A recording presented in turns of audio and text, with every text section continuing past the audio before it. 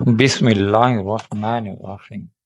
आज मैं ऑफिस से 2 बजे ही निकल आया था। मेरा दिल चाह रहा था कि मैं उड़कर अपनी बीवी सबा के पास पहुंचूं और उसे ये खुशखबरी सुना दूं। आज पूरे 6 साल बाद मैं बाप बनने जा रहा था। मेरी बीवी की रिपोर्ट मेरे हाथ में थी और वो घर पर मेरा इंतजार कर रही थी। रास्ते में जाते जाते मुझे फूलों की दुकान नजर आई तो मैंने उसके लिए गजरे खरीद लिए। उसे गजरे बहुत पसंद थे।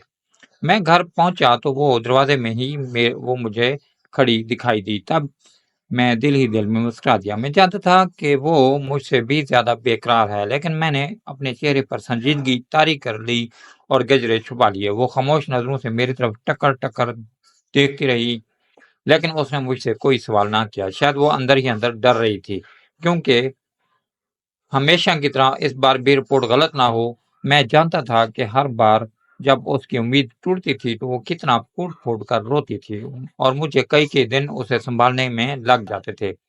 मैं उसका दर्द जानता था, क्योंकि वो मेरी पहली मोहब्बत थी। मैंने उसके टूट कर चाहा था। यही वजह है कि इतने अरसे बाद भी मैंने कभी दूसरी शादी से मुतल्लिक नहीं सोचा था। मैं घर दाखिल मैं घर में दाखिल होकर आगे बढ़ गया तो वो मेरे पीछे-पीछे आने लगी और ज्यों ही हम दोनों कमरे में दाखिल हुए तो मैं एकदम से मुड़कर उसको देखने लगा। "हाँ भाई, क्या बात है? इतना घूर कर उकर क्यों देख रही हो?" तब वो मुझसे नज़रें चुरा गई। "कुछ नहीं, वैसे ही मैं आपके लिए चाय बना कर लाती हूँ।" वो मेरी बेहद रोशनास थी। यही वजह है कि मैं उसको छोड़ने का तसव्वुर भी नहीं कर सकता था। शादी के इतने बरसों में खा वो जितना मर्जी बीमार हो या थकी हो, मगर घर पर मेरे आराम का अपने से भी ज्यादा ख्याल रखती थी। इसलिए मैंने सोच लिया कि मैं मजीद उसे तंग नहीं करूंगा। वो जो ही पलटने लगी तो मैंने आगे बढ़कर उसका बाजू पकड़ लिया और उसके कानों में सरगोशी की, "आपको मुबारक हो।" वो एकदम से तड़प कर मेरी तरफ देखने लगी। उसकी आंखों में एक अजीब सी चमक आ गई थी। "आप सच कह रहे हैं?" वो लड़खड़ाते लहजे में बोली थी। तब मैं हंसते हुए उसकी तरफ देखने लगा। वो इस वक्त बेइंतहा जज्बाती हो रही थी। आंसू उसकी पलकों से टूट कर उसके गालों पर बहते जा रहे थे।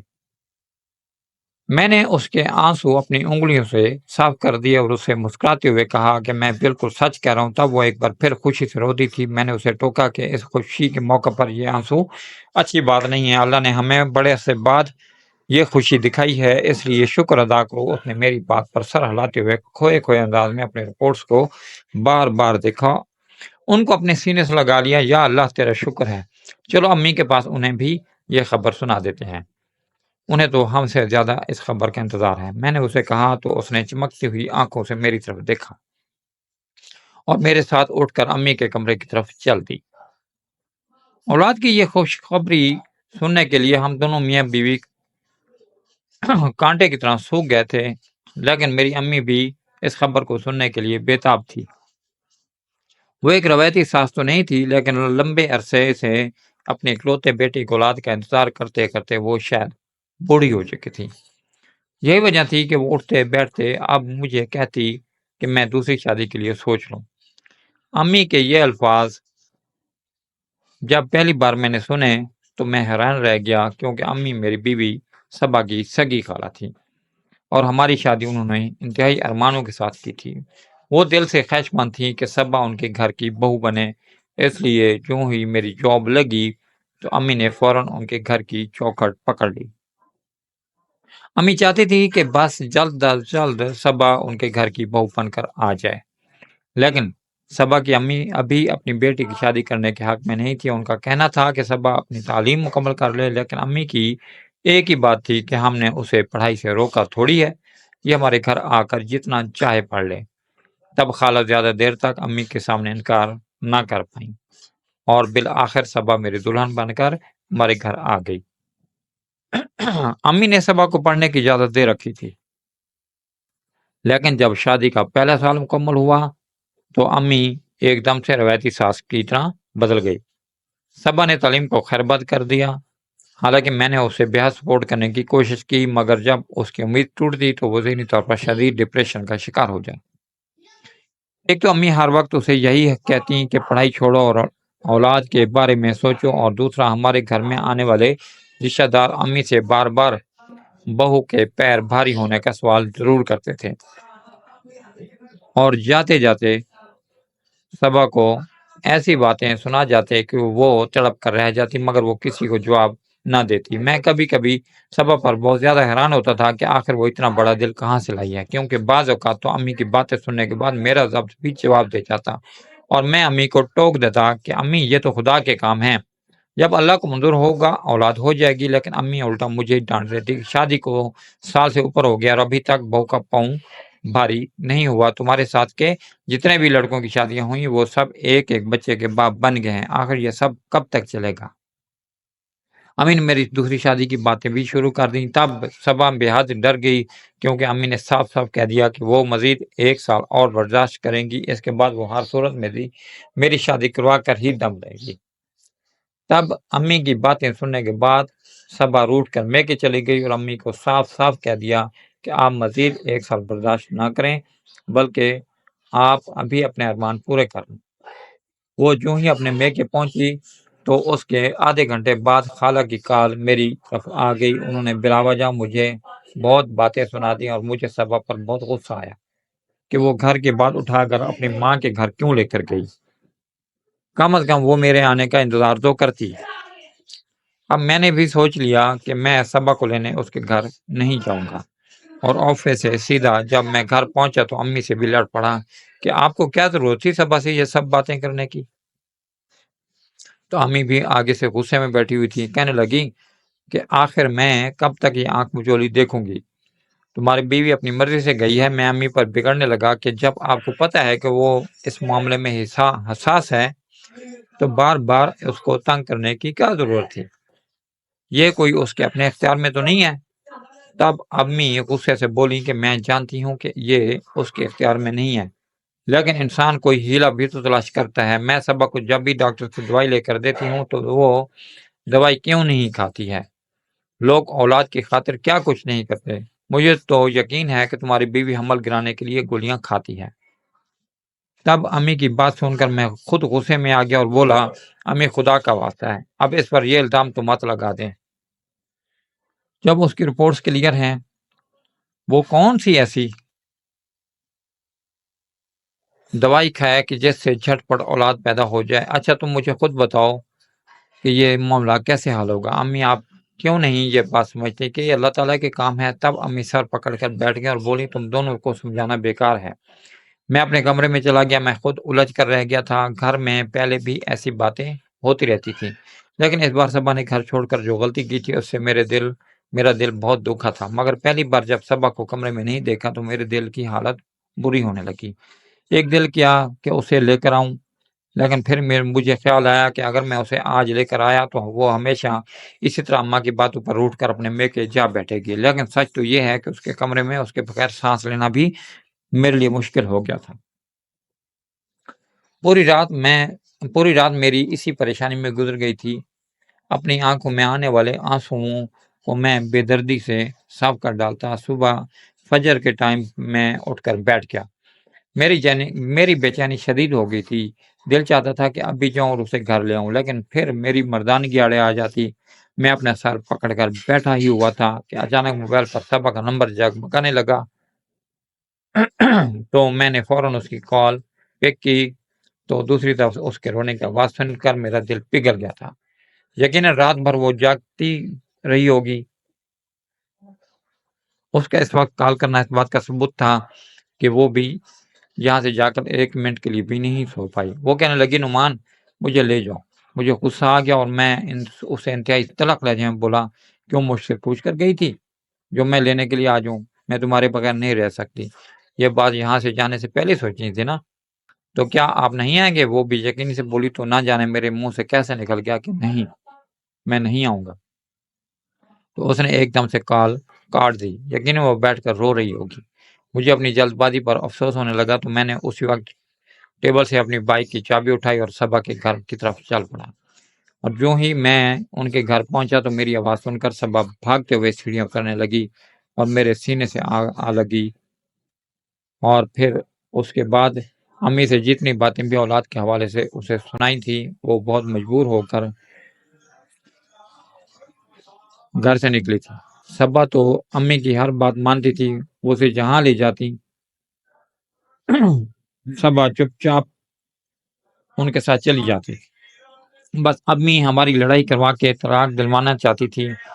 اس شہر کا کوئی عامل پیر فقیر امی نے نہیں چھوڑا تھا جیسے تعویذ لے کر انہوں نے صبا کو نہ دیے ہوں، اور صبا بھی چپ چاپ امی کے بتائے ہوئے تعویذ لے کر استعمال کر لیتی۔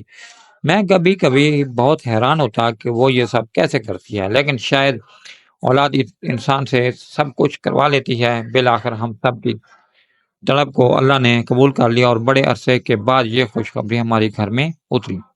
امی یہ خبر سن کر بےحد خوش ہوئی اور اور صبا کو گلے لگا کر رونے لگی۔ ان 9 مہینوں میں انہوں نے صبا کا ہر طرح سے خیال رکھا، اور جب اللہ تعالیٰ نے ہمیں چاند سے ہی گول مٹول سی بیٹی دی تو ہم سب کی خوشی دیکھنے والی تھی۔ جب میری بیٹی نتاشا 1 سال کی ہوئی تو امی وفات پا گئیں اور صبا کے والدین بھی یک کے بعد دیگرے فوت ہو گئے۔ ان موات نے مجھے اور صبا کو توڑ ڈالا تھا اور شاید ہم بری طرح سے بکھر جاتے، لیکن نتاشا کی محبت نے ہم دونوں کو مصروف کر ڈالا۔ ہم دونوں میاں بیوی جلد ہی ان صدمات سے نکل آئے۔ نتاشا کے بعد اللہ تعالیٰ نے مجھے کوئی اور اولاد نہیں دی جس کا دکھ ہم دونوں کو ہوتا تھا۔ میں اکثر اسے دلاسا دیتے ہوئے کہتا کہ دیکھو ہمارے پڑوسی سلیم صاحب اتنی عمر کے ہو گئے ہیں لیکن ابھی تک ان کی بھی کوئی اولاد نہیں ہے۔ یہ لوگ بھی تو ایسے جی رہے ہیں۔ اتنی بڑی کمی کے ساتھ کبھی شکوہ ان کی زبان پر نہیں آیا، نہ ہی ہم نے انہیں اولاد کے حوالے سے کسی قسم کی حسرت میں مبتلا دیکھا ہے۔ تم تو شکر کیا کرو خدا کا واسطہ کہ اللہ نے تمہیں اولاد تو دی ہے، اس لیے اپنی ساری توجہ اس پر مبذول کرو اور ان باتوں سے نکل آؤ۔ میں صبا کو سمجھاتا رہتا، یہی وجہ تھی کہ وہ بہت جلد سمجھنے لگی۔ میں نے یہ بات نوٹ کی کہ مرد کے مقابلے میں عورت اولاد کے معاملے میں زیادہ سنجیدہ اور حساس ہوتی ہے، اس لیے اگر تھوڑی بہت سپورٹ اسے سسرال اور خاوند سے مل جائے تو اس کے لیے سانس لینا آسان ہو جاتا ہے۔ اور میں چاہتا تھا کہ صبا کھل کر سانس لے، کیونکہ ہمارے معاشرے میں جن کا اولاد نہ ہو انہیں بہت باتیں سننے کو ملتی ہیں، اور جن کا اولاد ہو جائے انہیں بھی لوگ چین سے نہیں رہنے دیتے۔ صبا اور میں اکثر چھت پر جاتے اور جہاں ہماری اور سلیم صاحب کی چھتیں ملی ہوئی تھیں وہ دونوں میاں بیوی بھی ہمارے ساتھ چھت پر چائے پیتے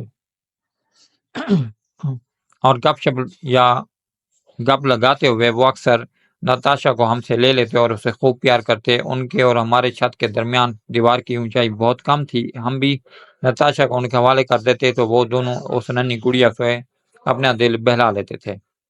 نتاشا بھی ان کی بہت عادی ہو گئی تھی، کئی بار وہ ان کے گھر جانے کی ضد کرتی تو صبا نتاشا کو ان کے گھر لے جاتی تو دونوں میاں بیوی نتاشا کو دیکھ کر خوش ہو جاتے۔ وقت کا پہیہ بہت تیزی سے گزرتا چلا گیا اور نتاشا اب 10 سال کی ہو گئی، اور پھر ہماری زندگی میں وہ طوفان آیا کہ جس نے ہماری زندگی میں قیامت برپا کر ڈالی۔ یہ ماہ رمضان کا مہینہ تھا، مجھے اچھی طرح یاد ہے اس روز 12واں روزہ تھا۔ نتاشا نے پہلا روزہ رکھا تھا، مجھے دفتر سے لیٹ آنا تھا اور میں نے سلیم صاحب کو کال کر دی کہ وہ افطاری کا سامان لے کر میرے گھر پر دے دے۔ وہ افطاری سے 1 گھنٹہ پہلے نتاشا کو اپنے گھر لے گیا اور کہا کہ افطاری کے وقت گھر چھوڑ دوں گا۔ جب وہ افطاری کا سامان لینے گئے تو ایک تیز رفتار گاڑی نے نتاشا کو کچل ڈالا تھا اور وہ موقع پر ہی مر گئی تھی۔ صبا نے جب نتاشا کی میت کو دیکھا تو وہ صدمے سے پاگل ہو گئی۔ میں بھی اپنے ہوش کھو بیٹھا تھا۔ نتاشا کو میں نے خود اپنے ہاتھوں سے قبر میں دفنایا تھا۔ اس وقت میرا دل پھٹ گیا۔ میری معصوم بیٹی کی روزے کی حالت میں موت ہوئی تھی، میری دنیا ہی اجڑ گئی۔ مجھے سمجھ ہی نہ آتی کہ میں اپنے گھر کے نظام کو کیسے چلاؤں۔ اس دوران سلیم صاحب اور ان کی بیوی نے ہمارا خیال رکھنے کی بہت کوشش کی۔ ایک دن سلیم صاحب کی بیوی نے جھجکتے ہوئے مجھے کہا کہ صبا کو مینٹل ہسپتال داخل کروا دیں تاکہ وہ ٹھیک ہو جائے، لیکن میں نے ان کی یہ تجویز رد کر دی کیونکہ میں صبا کے بغیر ایک پل بھی نہیں رہ سکتا تھا۔ بہرحال پھر ڈاکٹر سے اس کا علاج کروا رہا تھا، لیکن صدمہ اتنا گہرا تھا کہ وہ اپنے حواس میں نہیں آ رہی تھی۔ اس واقعے کے ٹھیک 1 ماہ کے بعد ایک دن صبا نے مجھے کہا کہ ایک آدمی نتاشا کو چھت پر لے گیا اور وہ بہت بری طرح سے رو رہی ہے، تم جا کر دیکھو۔ تب میں اس کی بات پر رونے لگتا، اسے کیسے سمجھاتا کہ اسے تو میں مٹی تلے دفنا چکا ہوں۔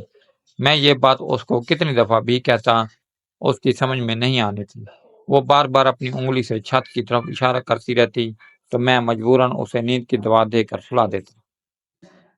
اگر میں ایسا نہ کرتا تو وہ کمرے سے باہر بھاگنے کی کوشش کرتی اور چھت پر جا کر زور زور سے نتاشا کا نام لیتی۔ اکثر اسے یہ دورے عین اس ٹائم پر پڑتے جس ٹائم نتاشا کا انتقال ہوا تھا۔ اکثر وہ ہاتھ جوڑ کر مجھے کہتی کہ وہ بہت سمجھدار بچی تھی، سڑک کراس کرتے ہوئے کیسے وہ گاڑی کے نیچے آ گئی، اسے ضرور کسی نے جان بوجھ کر مارا ہوگا، تم اس کو کیوں نہیں پکڑتے؟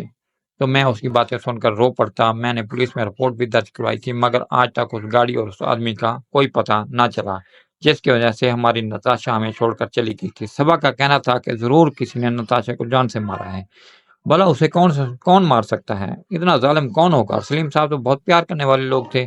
صبا ذہنی توازن کھو چکی تھی، لیکن کئی بار وہ مجھے پولیس کے پاس جانے کا کہتی اور اس معاملے کی تحقیق کرواؤ۔ جب وہ یہ بات کرتی تو ایسا لگتا جیسے وہ بالکل ٹھیک ہو۔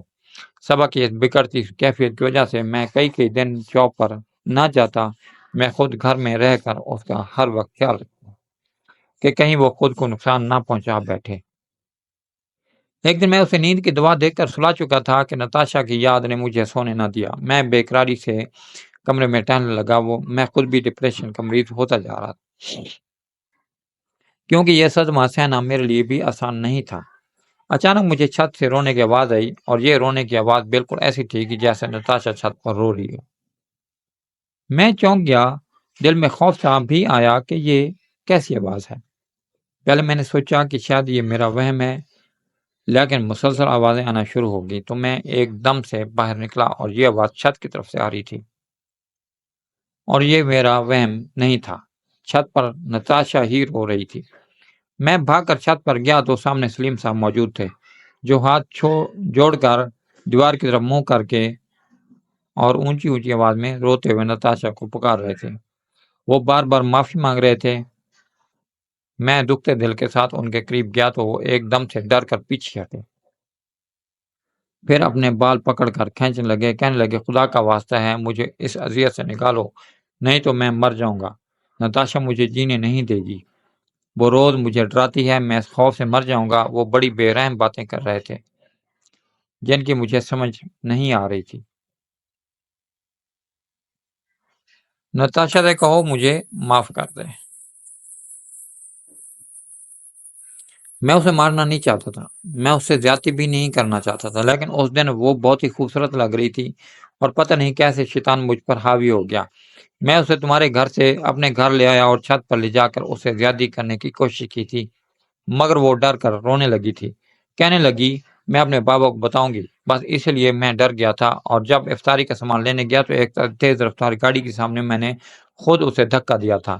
گاڑی والے کا کوئی قصور نہیں تھا، اور پھر میرے دیکھتے دیکھتے وہ مر گئی، لیکن تمہیں یہ سب نہ پتہ چل سکا کیونکہ زہرا نتاشا یہ سب باتیں بتانے کے لیے زندہ نہ رہی تھی۔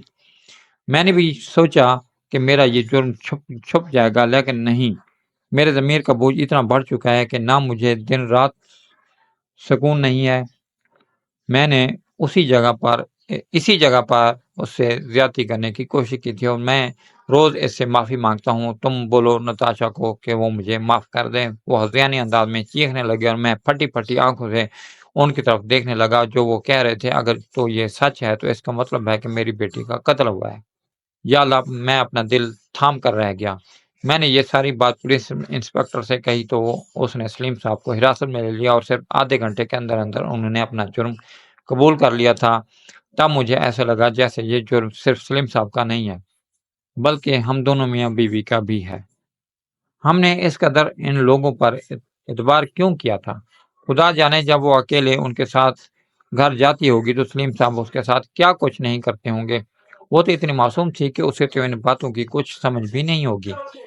آج سلیم صاحب تو جیل میں اپنی سزا کاٹ رہے ہیں، مگر میں اپنے دل کے اس بوجھ کے ساتھ تو نہ جانے کب تک زندہ رہوں گا۔ لیکن ناظرین، میں اس کا فیصلہ آپ پر چھوڑتا ہوں کہ کیا مجھے خود کو معاف کر دینا چاہیے یا نہیں، اور کیا آپ بھی یوں ہی آنکھ بند کر کے دوسروں پر اعتبار کرتے ہیں؟ اور اگر کرتے ہیں تو خدا کے لیے بیٹیوں کے معاملے میں بہت ہی احتیاط کریں، کسی پر بھی حد سے زیادہ بھروسہ نہ کریں، اور اس بارے میں آپ کی جو بھی رائے ہے کمنٹ سیکشن میں ضرور بتائیں۔